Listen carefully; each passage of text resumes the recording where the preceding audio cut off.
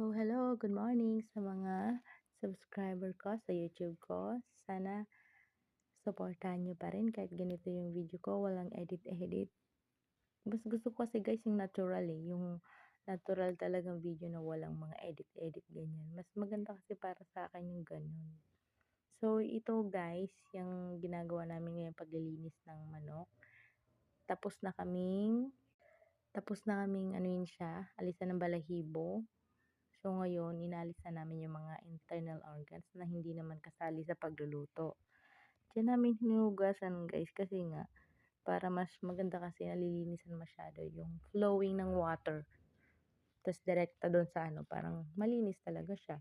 Hindi na kailangan doon sa bahay para mag-iib pa. Pero malapit lang guys yan sa bahay namin. Walking distance lang. So, yun lang guys. Magluto na kami after nyan. So, bye-bye. Thank you for watching and next video naman.